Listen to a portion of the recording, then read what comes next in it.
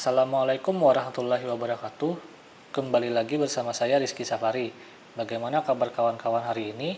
Saya doakan semoga kawan-kawan semua selalu diberi keselamatan dan kesehatan oleh Allah Subhanahu wa taala dalam menjalani aktivitas sehari-hari. Amin ya rabbal alamin. Nah, pada kesempatan kali ini saya pengen mengajak kawan-kawan semua untuk mengenang sebuah peristiwa yang terjadi 23 tahun yang lalu di ibu kota Provinsi Kalimantan Selatan, tepatnya sekitar tanggal 23 Mei tahun 1997, yang mana peristiwa ini tuh dikenal dengan istilah kerusuhan Banjarmasin atau Jumat Kelabu. Peristiwa ini sendiri terjadi sekitar setahun sebelum kerusuhan yang terjadi di Jakarta pada tahun 1998, yang mana pada tahun 1998 ribuan massa mencoba untuk melengsarkan pemimpin pada masa itu, yakni almarhum Bapak Soeharto yang merupakan Presiden kedua Republik Indonesia pada masa itu, karena beliau dirasa sudah terlalu lama menjabat sebagai presiden dan juga terlalu otoriter. Pasti hanya sedikit dari kalian yang mengetahui tentang kerusuhan Jumat Kelabu yang terjadi di Banjarmasin ini, karena pada masa itu belum ada sosial media seperti sekarang ini, sehingga pemberitaan-pemberitaan tentang kejadian seperti ini itu jarang terekspos media dan bahkan seakan seperti ditutup-tutupi oleh pemerintah pada masa itu. Bagi sebagian orang dari luar Kalimantan, mungkin beranggapan bahwa Kalimantan itu hanyalah pulau yang dipenuhi dengan hutan, bahkan kota-kotanya pun kurang maju. Namun perlu kalian ketahui bahwa pada masa itu Banjarmasin merupakan kota yang cukup maju. Pada masa itu sudah terdapat banyak bioskop, tempat hiburan, terus juga terdapat hotel-hotel, bahkan pusat perbelanjaan pun juga ada di Banjarmasin, dan ada banyak pada masa itu. Bahkan Banjarmasin sendiri pun menjadi salah satu kota pusat bisnis di Indonesia. Namun setelah kejadian peristiwa itu, banyak pengusaha-pengusaha yang enggan untuk membuka kembali usahanya di Banjarmasin. Tapi sedikit demi sedikit Banjarmasin kembali bangkit dan menjadi seperti sekarang ini. Lalu bagaimanakah kronologi peristiwa kerusuhan yang masih menyimpan segudang misteri tersebut?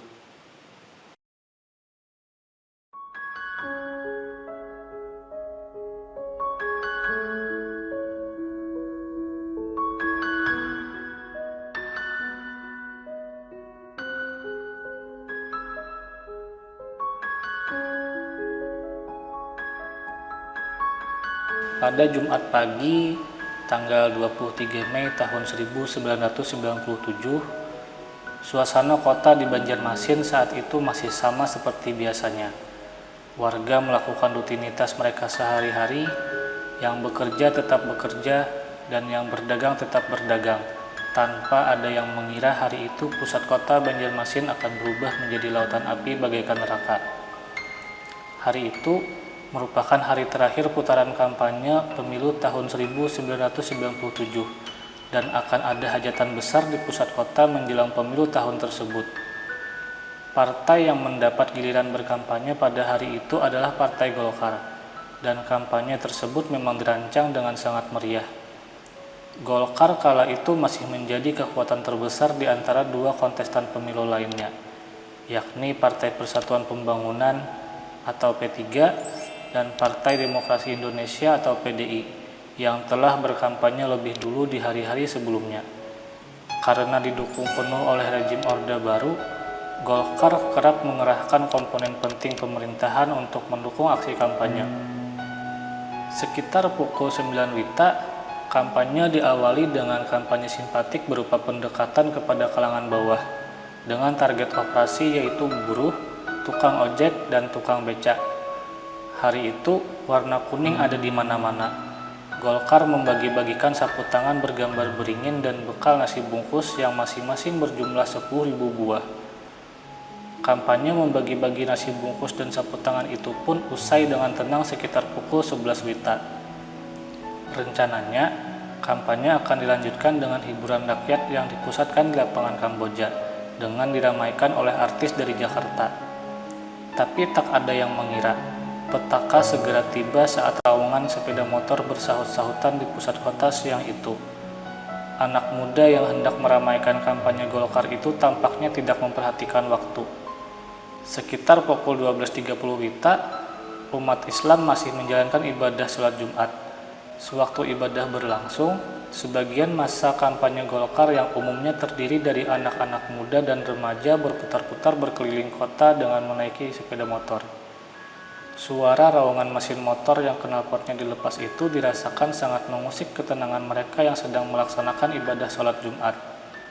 Menurut sumber dari tim Lembaga Bantuan Hukum Nusantara (LBHN) Cabang Banjarmasin yang melakukan investigasi ke lapangan, puncaknya ketika arak-arakan sepeda motor tersebut melewati Masjid Nur di Jalan Pangeran Samudra yang letaknya di daerah basis P3.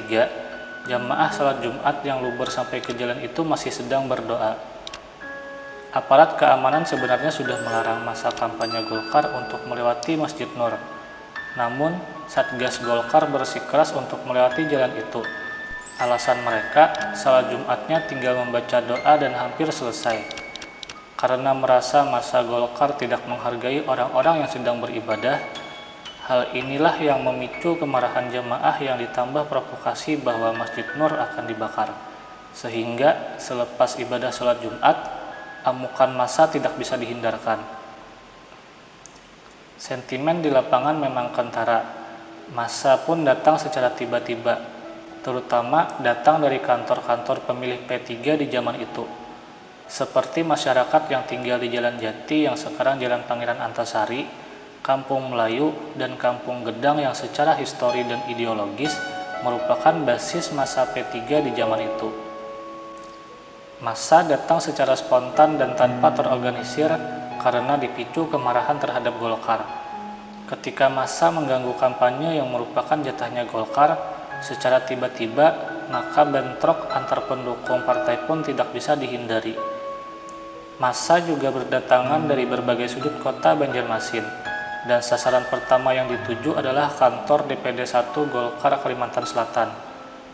Massa pun lalu terlibat bentrok dengan Satgas Golkar dari Pemuda Pancasila dan Forum Komunikasi Putra-Putri Purnawirawan Indonesia (FKPPI) yang beranggotakan anak-anak dari keluarga militer.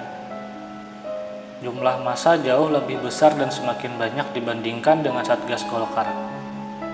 Pada pukul 14 WITA, tepat di depan kantor Banjarmasin Pos dari arah timur, ribuan massa menyerbu dengan membawa berbagai macam senjata. Mereka berlari ke arah lapangan Kamboja yang merupakan tempat puncak kampanye Golkar akan dilangsungkan. Di sepanjang jalan, semua bendera, spanduk, umbul-umbul Golkar diturunkan dan dibakar. Di sana mereka bergabung dengan massa penyerbu yang mula-mula muncul di pinggir lapangan. Panggung kampanye pun diserbu dan dirobohkan. Kaum penyerbu bertarung dengan 20.000 massa Golkar yang sedang berkumpul di sana. Para petugas keamanan tidak mampu mengendalikan pertarungan dengan kekerasan tersebut, hingga membuat sebuah rumah ibadah, yakni gereja HKBP yang terletak di dekat kantor Banjarmasin Pos pun mulai terbakar. Mobil pemadam kebakaran yang berusaha mencegah menjalarnya api ke gedung Banjarmasin Pos terpaksa pergi karena petugasnya dikalungi celurit oleh massa. Namun beruntung, api tidak melahap kantor Banjarmasin Pos. Alih-alih mereda usai menyerang kampanye Golkar, kerusuhan malah semakin meluas dan massa juga merusak berbagai bangunan. Aksi penjarahan pun tak bisa dihindarkan, bahkan listrik pun mulai padam di seluruh wilayah kota Banjarmasin. Situasi pun kian genting. Massa yang hampir seluruhnya membawa senjata tajam bergerak ke pusat kota Banjarmasin dan menghancurkan apa saja yang mereka temui. Gedung, rumah, mobil, dan berbagai fasilitas umum lainnya tak luput dari amukan massa yang sudah terlanjur kalap. Tak hanya benda-benda mati saja yang dihancurkan, bentrok fisik antara saudara sebangsa pun sulit dihindari. Korban jiwa pun berjatuhan baik dari mereka yang memang terlibat pertikaian sejak awal maupun warga sipil yang tidak tahu menahu akar permasalahannya. Sementara itu, di tempat lain, sebagian massa menyerbu Hotel Istana Barito dan mereka berhadapan dengan ribuan massa Golkar yang berkumpul di depan hotel dan sedang bersiap-siap untuk melanjutkan kampanye hari itu. Dari arah barat, tiba-tiba muncul ribuan massa lain. Sebagian mengenakan kaos hijau dan atribut P3 dengan senjata tajam dan benda lainnya. Mereka menyerbu massa di depan hotel. Mobil-mobil yang kebetulan ada di sana hancur luluh lantak. Kaca-kaca hotel pun pecah dilempari batu. Mulai pukul 15 WITA, kerusuhan pun semakin meningkat dan listrik yang padam menambah suasana semakin mencekam. Sebagian besar tamu hotel Istana Barito masih berada di dalam kamar mereka masing-masing dalam kegelapan. Tiba-tiba, satpam hotel menggedori pintu-pintu kamar dan berteriak memberitahukan bahwa telah terjadi kebakaran di tempat tersebut, sehingga membuat para tamu pun berhamburan keluar untuk menyelamatkan diri masing-masing. Suasana semakin kalut. Massa merusak dan membakar mobil-mobil pribadi yang ditemui di jalan raya mana saja, serta menjarah isinya, hingga membuat sebuah mobil meledak setelah dibakar oleh massa yang terus melakukan perusakan sambil meneriakkan yel-yel partai kebanggaan mereka. Dari sejumlah massa tersebut, beberapa orang diantaranya ada juga yang mengenakan atribut PDI. Bahkan para wanita pun harus rela naik sepeda motor dengan hanya mengenakan BH di bagian atas. Ini dikarenakan kaos Golkarnya dirampas oleh massa. Pimpinan toko buku Gramedia yang terdapat di Kompleks Mitra Plaza pun memutuskan untuk menutup toko, dan karyawan diminta segera meninggalkan lokasi kerja dengan persetujuan dari manajemen di Jakarta. Semua pulang, dengan catatan tidak memakai atribut dari partai manapun. Di depan Mitra Plaza, petugas mulai menutup jalanan dan membuat pagar betis untuk melindungi kompleks pertokoan terbesar di Banjarmasin kala itu. Tetapi ribuan massa tidak terbendung. Mereka menerobos pagar betis petugas dan masuk ke dalam gedung. Lalu mereka memecahkan kaca-kaca etalase dan menjarah apa saja yang bisa diambil. Gas air mata yang disemprotkan petugas tidak mampu menahan mereka. Kemudian, sebuah sedan putih didorong dan ditabrakkan ke kaca etalase Toys Kit di lantai dasar. Lalu akhirnya mobil itu dibakar hingga membuat api segera menyebar ke seluruh gedung Mitra Plaza yang memiliki 4 lantai tersebut. Sementara itu, kerusuhan tidak hanya menjangkau kawasan pertokoan. Wilayah pemukiman penduduk pun mulai terkena dampaknya. Kampung Kertak Baru Ulu, khususnya RT 10 yang dihuni 30 kepala keluarga, mulai dilalap api sejak pukul 16.30 WITA. Kawasan pemukiman ini berlokasi di belakang Jalan Pangeran Samudra. Api mula-mula berasal dari kelenteng atau rumah ibadah etnis Tionghoa yang segera menjalar ke rumah-rumah yang terletak di belakangnya. Api pun bahkan menjalar ke asrama Pom Abri yang hanya dipisahkan oleh sungai selebar 3 meter dari Kertak Baru Ulu.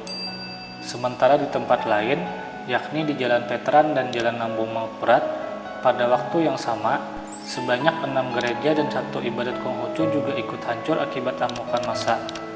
Sekitar pukul 17 WITA, massa kembali bergerak ke arah kantor DPD 1 Golkar Kalimantan Selatan. Tetapi di perjalanan, mereka kembali melakukan perusakan.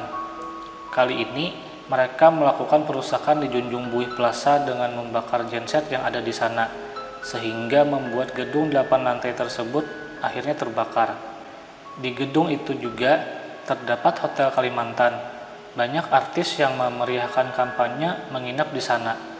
Di hotel tersebut juga menginap Ketua Umum Majelis Ulama Indonesia Pusat, yaitu Kiai Haji Hasan Basri yang ikut rombongan kampanye. Tapi akhirnya mereka dapat diselamatkan. Namun tidak diketahui apakah di sana juga jatuh korban. Yang jelas saat dilakukan penyelamatan, banyak yang jatuh pingsan. Gubernur Kalimantan Selatan yang menjabat kala itu, yakni Gusti Hasan Aman, merasa sangat kaget dan seolah tidak percaya melihat ulah massa yang begitu brutal. Saat waktu sudah menunjukkan pukul 18 WITA, bagian belakang gedung Anjung Surung mulai mengepulkan asap. Api membakar habis apotek Casio yang terletak di belakang gedung ini. Barisan pemadam kebakaran pun tidak berdaya, karena massa terus mencegah dan mengancam mereka untuk tidak memadamkan api. Namun ketika seluruh api telah menelan gedung-gedung di sekitarnya, gedung Anjung Surung justru selamat dari amukan si jago merah. Petugas OGD Rumah Sakit Islam menyebutkan, hingga pukul 17.30 WITA, rumah sakit tersebut telah merawat 12 orang korban. 8 diantaranya menderita luka bacok, 4 sisanya akibat kecelakaan lalu lintas. Sementara di Rumah Sakit Ulin menyebutkan, sedikitnya mereka telah merawat 20 orang pasien. termasuk Didik Trio Marsidi yang merupakan juru foto Banjarmasin Pos. Didik dianiaya massa ketika meliput penghancuran gedung kantor DPD 1 Golkar Kalimantan Selatan. Pada saat itu, tersiar kabar bahwa pasukan keamanan diperbolehkan untuk menangkap dan menembak di tempat. Tapi pasukan keamanan tidak melakukan apa-apa. Akhirnya, massa yang lengkap dengan berbagai senjata tajam itu terus mengamuk. Kemudian, pada pukul 22 WITA, 1.000 orang pasukan bantuan datang dengan 3 pesawat Hercules. Menurut laporan LBHN Banjarmasin, tidak diketahui dari mana mereka didatangkan. Pasukan kemudian bergerak mendekati gedung Mitra Plaza. Mereka menghalau massa yang masih berada di dalam gedung itu. Namun pihak LBHN Banjarmasin tidak memperoleh informasi berapa korban yang jatuh di sana. Saat itu, orang-orang dari berbagai kampung pun mulai gelisah dan mulai melakukan pengamanan masing-masing. Mereka semua keluar rumah untuk menjaga setiap gang dan jalan-jalan masuk, lengkap dengan senjata tajam berupa mandau, samurai, dan celurit. Penjagaan dilakukan semalam suntuk, karena mereka mendengar isu yang mengatakan bahwa Golkar akan mengadakan serangan balasan. Pada malam harinya, sejumlah gerombolan massa mulai menyusut. Tapi listrik masih padam, dan seluruh kota dalam keadaan gelap gulita.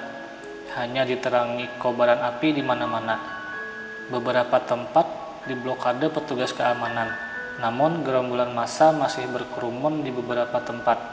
Beberapa rumah, kantor, dan warung yang berdekatan dengan Banjarmasin Pos masih menyala terbakar. Laporan awal menyebutkan secara keseluruhan rumah dan toko hancur. Sebuah gereja Katolik, sebuah bank, dan sebuah hotel ikut hancur. Sekitar 80 orang diberitakan luka-luka, dan 50 orang lainnya ditahan. Kemudian, sekitar pukul 23 WITA, massa menuju ke arah luar kota. Sasarannya adalah rumah-rumah calon legislatif Golkar. Saat itu, terbetik kabar, massa membawa formulir berisi daftar calon tetap DCT Golkar. Ada 4 rumah yang telah dibakar walau belum jelas apakah itu rumah caleg Golkar atau bukan. Toko-toko di sepanjang jalan juga menjadi sasaran dan ikut dihancurkan dengan lemparan batu. Hampir semua toko di sepanjang jalan Ahmad Yani rusak berat dan api membumbung tinggi. Saat itu, pasukan tidak lagi diam. Mereka mulai mengejar-ngejar massa. Yang sangat tragis, pada tengah malam sekitar pukul 24 WITA, seorang warga yang keluar rumah untuk melihat keadaan tiba-tiba tergeletak tertembak peluru. Meski begitu, masih menurut laporan tim LBHN Banjarmasin, suasana di jalan-jalan masih ramai. Banyak orang yang sudah terlanjur keluar sulit untuk pulang lagi ke rumahnya masing-masing, karena jalan-jalan sudah diblokir oleh orang-orang kampung. Yang bukan warganya tidak diperbolehkan masuk dan melewati jalan tersebut. Tragedi ini berlangsung hingga dini hari. Insiden ini tidak hanya mempertarungkan dua kubu yang semula berseteru, yakni simpatisan serta Satgas Golkar melawan massa yang ditambah tindakan represif dari aparat keamanan, tapi kemudian melebar hingga melibatkan banyak pihak lain. Bermula dari kampanye politik, kerusuhan di Banjarmasin berkembang menjadi lebih besar. Kerukunan beragama dan bermasyarakat yang awalnya sangat damai dan terjaga menjadi rusak karena konflik ini. Mereka yang semula hidup berdampingan, tiba-tiba berubah menjadi musuh tanpa tahu kenapa mereka harus bermusuhan. Hingga keesokan harinya, Sabtu pagi tanggal 24 Mei tahun 1997, api masih menyala di kompleks Mitra Plaza.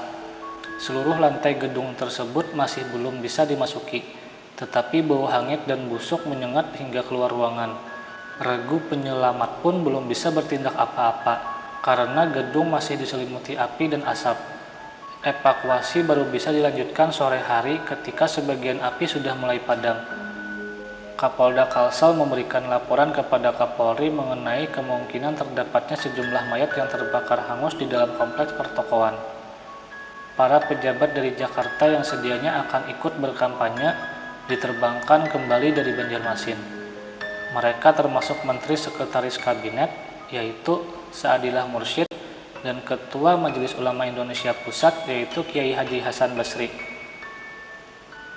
Pangdam Tanjung Pura Maijen Namora Anom mengumumkan berlakunya jalan malam di Banjarmasin, yaitu mulai pukul 8 malam hingga 5 pagi selama 5 hari masa cooling off kampanye, terhitung dari tanggal 24 Mei sampai 29 Mei tahun 1997. Pengumuman pertama mengenai jumlah korban dalam laporan Letkolpol Predi Cipto Adi, Kapolres Banjarmasin kepada Kolpol Sanimbar, Kapolda Kalimantan Selatan, menyebutkan angka 60 orang. Sehari kemudian, angka itu menjadi 133 orang. Pangdam Maijen Namora Anom menyatakan 187 orang ditahan sehubungan dengan kerusuhan Jumat Kelabu. Polisi mengumumkan 118 orang dibawa ke rumah sakit, banyak diantaranya dalam kondisi luka parah. Brigjen Pol Nurpaiji, Kadispen Polri menyatakan data terakhir menunjukkan ada sekitar 142 orang yang tewas.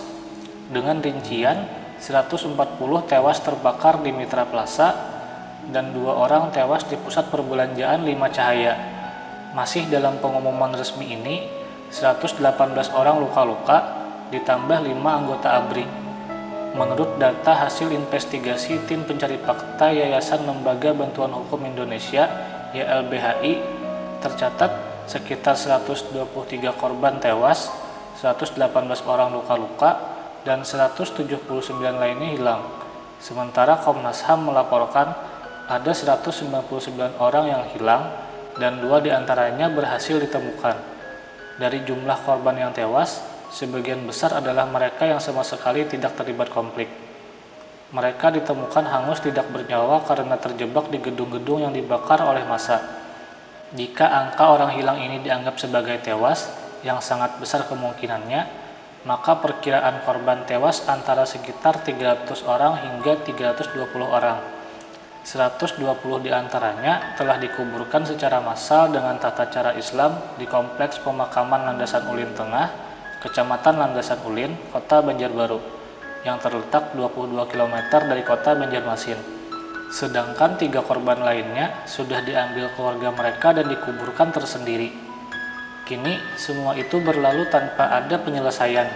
2 dekade lebih sejak peristiwa berdarah ini meletus, baik pemerintah daerah maupun pemerintah pusat belum juga bisa mengungkap siapa pelaku utamanya, serta apa pemicu sebenarnya yang mendorong kerusuhan Banjarmasin 23 Mei tahun 1997 itu terjadi.